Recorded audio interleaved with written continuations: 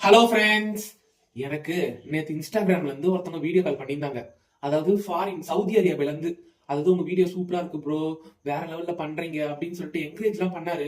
இப்பதான் நீங்க ஸ்டெப் எடுத்து வச்சிருக்கீங்க, 1000 ஃபாலோவர்ஸ் கிட்ட வந்திருக்கீங்க இன்ஸ்டாகிராம்ல. நம்மளுக்கு ஃபாரின்ல வேற ஃபாலோவர்ஸ்லாம் இருக்காங்களா?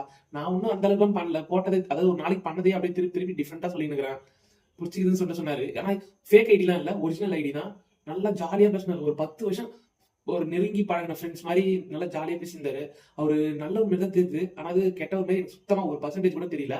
அவங்க நாங்க 2 பேரும் ஒரு மணி நேரம் கிட்ட பேசியிருந்தோம் வீடியோ கால்ல. அதை உங்களுக்கு போட்டு காட்டுறேன், அவர் நல்லவரா கெட்டவரா இல்லைன்னு சொல்லிட்டு நீங்க கமெண்ட்ல சொல்லுங்க. எனக்கு அவர் வந்து நல்ல ஒரு மாதிரி தான் தெரிஞ்சாரு, நல்ல ஒரு ஃப்ரெண்டு மாதிரி இருந்தாரு.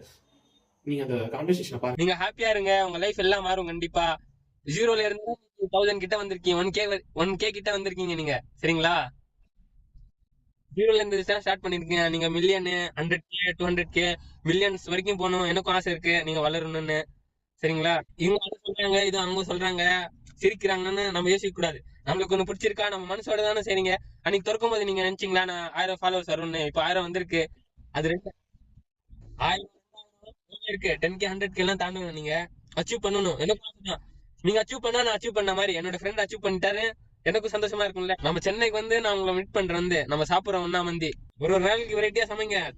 தக்காளி சாதம், தயிர் சாதம், லெமன் ரைஸ் எல்லாம் போடுங்க. சாப்பிடுறோம், என்ஜாய் பண்றோம். அவ்வளவுதான். சரி, நீங்க பாருங்க, உங்களுக்கு தூக்கம் வரும். 10:30 மணி ஆக போகுது, தூங்குங்க. காலைல வேலைக்கு போகணும்ல.